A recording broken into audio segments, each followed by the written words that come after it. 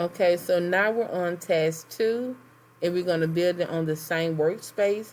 Now we're on task 2. In task 2, we're going to build a circuit using a push button, which is another form of a switch that opens and closes a circuit to allow electricity to flow or to stop it, okay? So we're going to go ahead and grab our 3 components, the coin cell battery, the push button, and the LED. So we got a coin cell battery, we have our push button, and we have our LED. Now, the purpose of a push button is to open and close the circuit. So because of that, there's some very important things that we have to remember when it comes to connecting the push button. The push button has 2 sides, side 1 and side 2, and it also have 2 terminals, 1A, 1B, 2A, and 2B. Here is side 1, and here is side 2.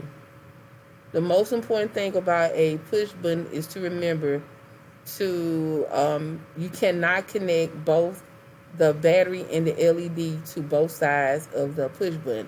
That means if you connect the battery to 1A, your LED cannot be connected to 1B. If it is connected, it pretty much doesn't function as a switch because it would be a closed circuit.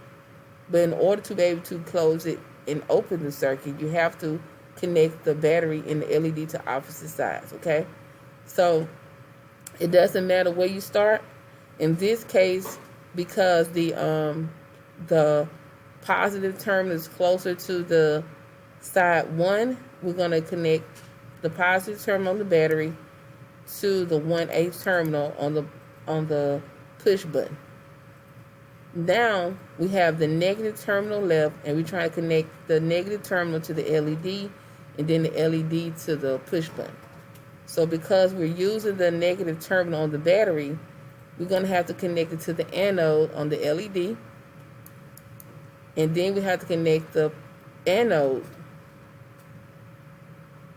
to the negative terminal goes to the cathode on the LED, and then the anode goes to either to 2A or 2B.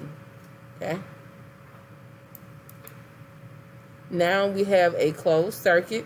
The battery is connected to side 1, the LED is connected to side 2, and let's see what happens when we click start simulation.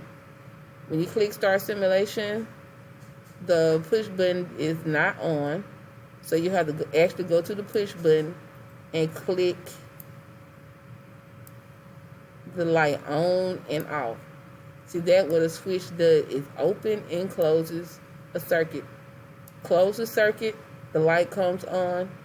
Open the circuit, the light goes off. Same thing with the switch button.